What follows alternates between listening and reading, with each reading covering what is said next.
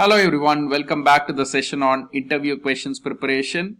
In this section, we are going to look at C aptitude, specifically focusing on functions and storage. So let's get into it. As usual, we'll discuss a question. I'll give you time to think about your answer. After that, we'll discuss the right answer. Question number 1. The keyword used to transfer control from a function back to the calling function is, you can pause and think about your answer. So the right answer is return, right? Return is the keyword from where you can transfer the control back to the calling function.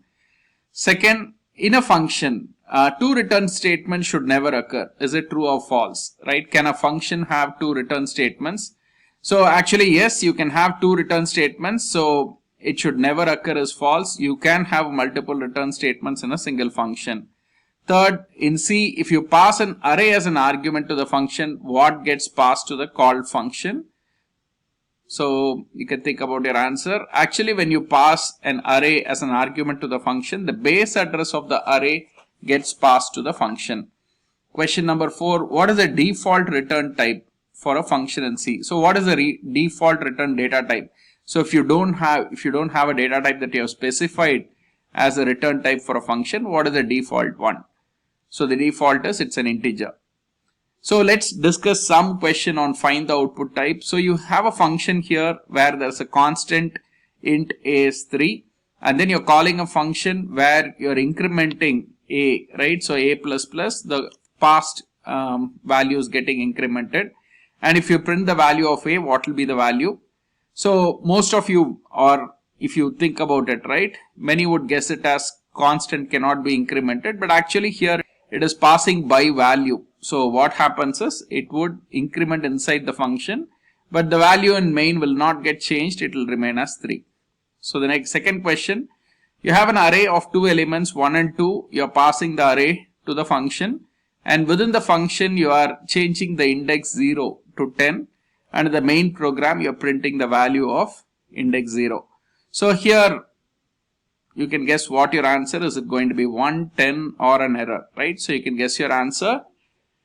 So the answer to this particular one is yes, it will get changed as 10, because when you pass an array to the function, the address of the array is getting passed. So when you make a change within the function, the value will get changed. So let's get on to the next question. So you have an integer a which has a value 10 and a function is called. Within the function, you have another local variable a which is initialized to 0, and you're incrementing it by 1 and you're printing the value. Again, the same function is called and then you're printing the value of a in main. So you can guess your answer. So in this particular case, the value would be first the two functions. In both the cases, value will be 1 because a local variable will not remember the last value. So the answer will be 1, 1 and 10. Right? So that's the answer for this question. Let's get on with the next one, right? Before we get on with the next question, we need to understand how the memory layout is there in C, right? So if you look at it for any process, when it is executed, any C program you've generated as a binary and you execute that program, the operating system allocates memory for that particular program to run in RAM. So that memory is in this way, right? So you have various sections within that memory. One first is called the text section, which is in the lowest address. Second, there is initialized data segment, then there is uninitialized data segment, then you have heap segment, and then the stack segment, and the topmost is for command line arguments. So when you look at it from the bottom, right, the text is nothing but the object code. The executable file in binary format is loaded as text. So when the program is executed, the program counter counts which is the line it's executing in this particular section. We have the initialized data. So this section initialized data is for global variables which are initialized or static variables which are initialized. When they are initialized, that variable is stored or allocated memory in this segment. Third, you have uninitialized data segment. In bracket it says BSS. BSS means it's block started by symbol. You don't have to worry about the expansion. But uninitialized data segment is the one which is initialized to 0 completely by the operating system itself. So when you allocate a global variable, when you declare a global variable or when you declare a static variable and you're not initializing that variable, that gets allocated here. So global variables which are not initialized and static variables which are not initialized automatically get a value of 0. That's because they are allocated in this segment. Above this you have the heap segment. So heap grows to the top and stack grows to the bottom. So heap segment is used for dynamic memory allocation. I think you would have used malloc, calloc, realloc. All these things use the heap segment. Similarly, the stack grows down. Stack is used for local variables, right? So whenever you have an open curly bracket, right, immediately a new stack is opened and the allocation happens from this space. So if there is a lot of stack variables that you allocate, or dynamically you allocate a lot of heap variables, overall we'll run out of memory because this continuously shrinks, right, as the program is running. And on top you have the command line arguments, which is like to main you can pass to the main function itself, you can pass arguments from the command line when you execute the program. That's called command line arguments. That is actually the highest address from where it is stored. Now this should give you a background to how the memory layout is in C, right? Like the way I said, local variables use the stack segment and their default value is garbage. Global variables, when it is initialized, like int a equal to 3, it is allocated in the initialized data segment, right? And whatever be the default value that is given is allocated to it. If it is 3, it is allocated as 3. Global variables which are not initialized is in the uninitialized data segment and the initial value is 0 for them. Actually in the table it is interchanged, but global variables which are not initialized is allocated in the uninitialized data segment and the initial value is 0. Static variables have an initialized data segment and the value by default is 0, right? Static variables, when they are not initialized, it is allocated in the uninitialized data segment and the initial value is 0. If static initialized, then it is allocated in the initialized data segment and it will have the initial value similar to the global variables. Dynamically allocated memory is allocated using heap segment and it is malloc or calloc. The initial value is garbage. You have to do a memset to reset the memory to 0. So this is how the memory is allocated in C. So let's get on with the first one, right? So main, I'm calling a function. Within that function I have the storage class used as register. Register int I equal to 3. So when you say register, the compiler tries to allocate memory, right? When it executes, it tries to allocate the memory in the CPU register. So you have AX, BX, CX. So in that register, it tries to allocate memory. So register variables are usually the fastest because they are very closer to the CPU. So that's why register is usually used.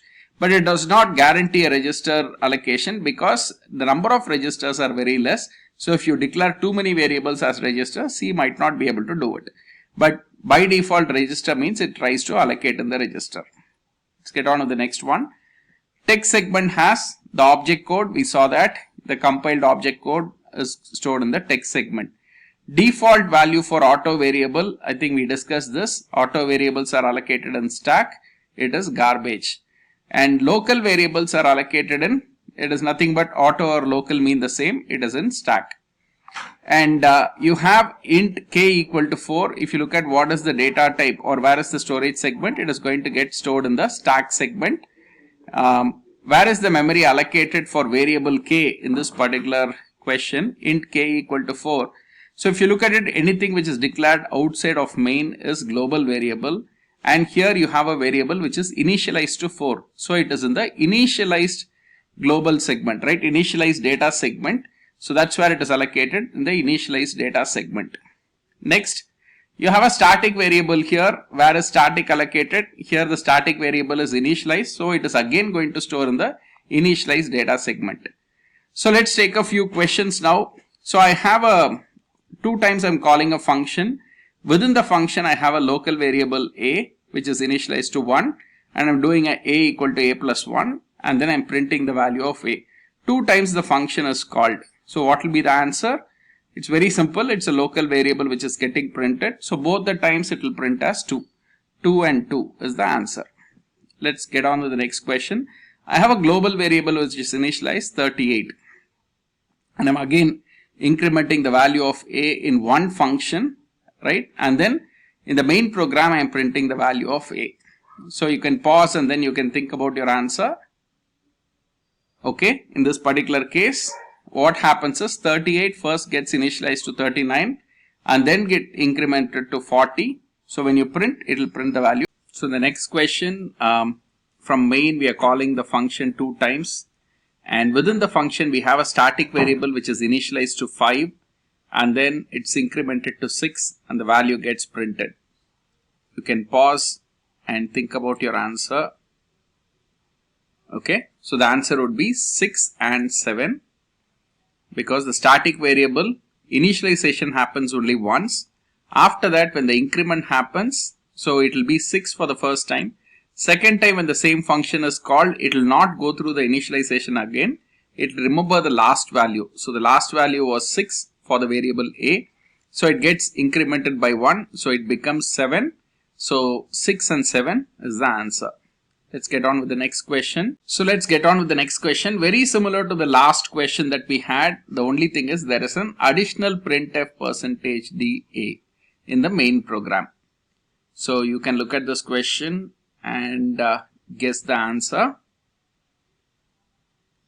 Okay. So the answer here is, this would give an error because the static variable scope is only within the function and it is not there for the main program. So it will work only within the function. So that's why in the main program it will throw an error. So let's get on with the next question.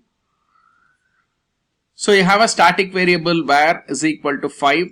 You're printing the value and doing a post decrement. And if var, that means if it is not equal to 0, you're recursively calling main. So I'll pause here.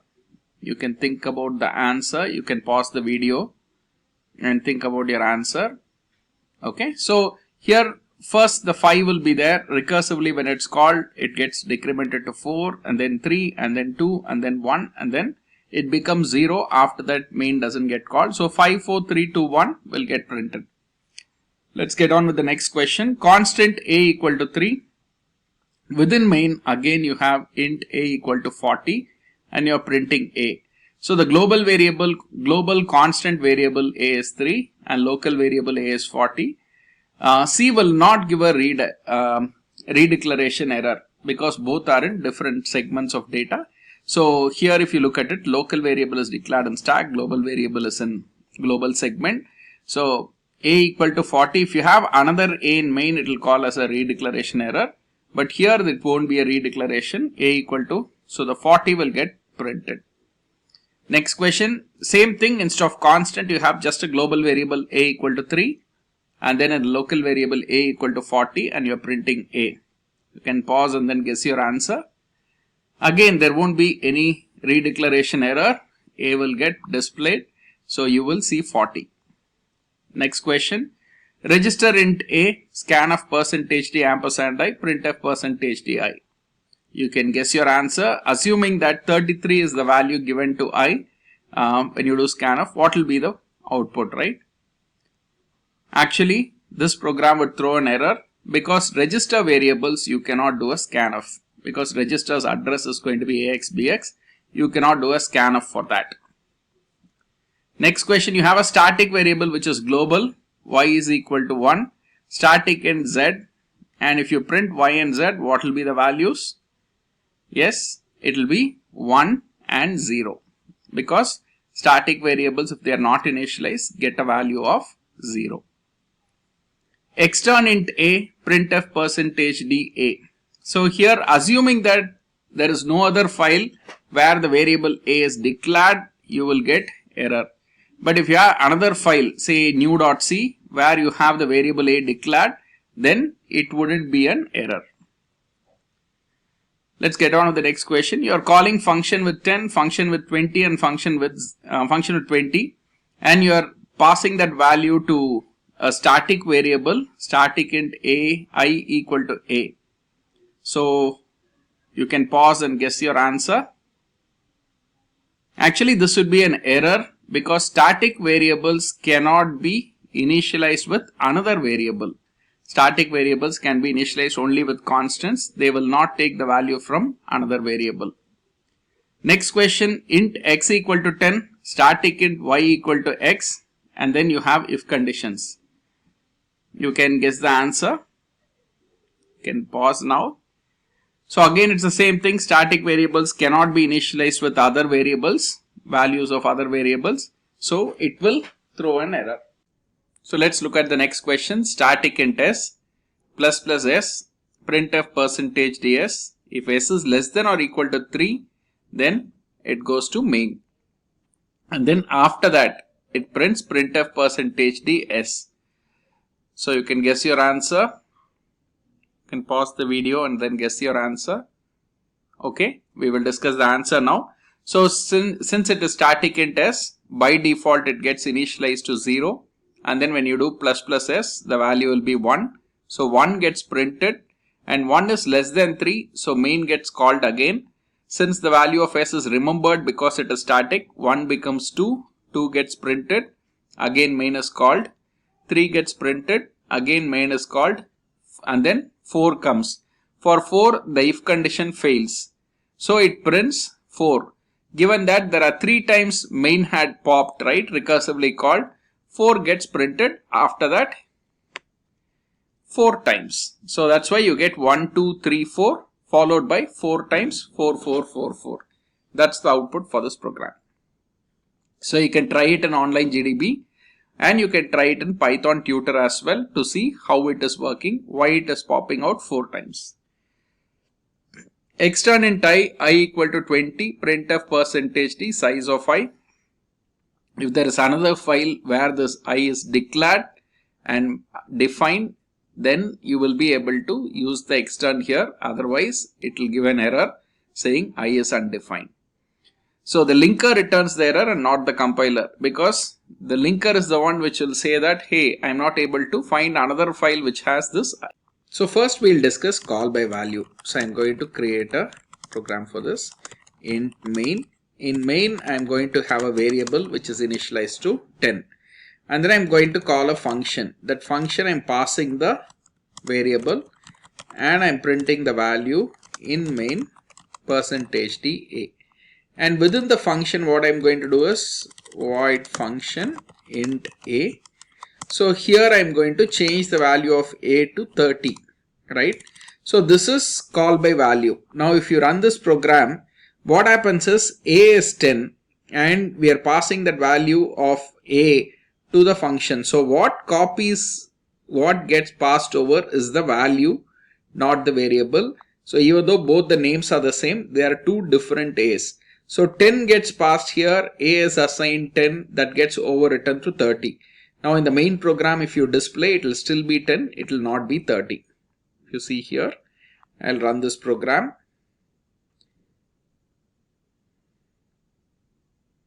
So if you see in main, it is displaying only 10, right? It is not showing 30. This is called call by value. We'll see this in Python tutor as well. So let's visualize the same code in Python tutor. Let me do in main. Within the main program, you see that there is a variable a which is in stack, right? And we are calling the function. Yes, the function is there. And here if you see that 10 is passed over, right? The value of 10 is passed over to the function. It is a different a. There is no relationship between both. It's a different a. It is call by value. The value is getting copied over. Now if you see a, we are making it 30. I'll do a next. So within the function, the value is getting changed to 30. And when I do the close bracket, that function gets deleted. This would get deleted. And the value in main is still 10. That's what is getting printed. So this is call by value. Now we'll do call by reference. So the same program, I'm going to pass the address. And when I'm passing the address, I need to get it in a pointer. We'll discuss pointer in the next section. But anyway, so I'm updating the pointer. This is called call by reference because we are passing the address or the pointer or the reference to that variable. So we are going to make a change to the reference of the variable. Now if you see a is 10, function of a, pointer to the integer. So this a is a pointer now and I am making it point to the same a. This address of this a is what is stored here. That is called call by reference. Now when I'm changing star a equal to 30, value pointed to by this is getting updated. So this gets changed to 30. So in the main program, the variable a is getting updated now. So when I close this function and come out, the value of variable in main is changed. So if you see in main 30 gets answered, that is the value in main got changed from 10 to 30.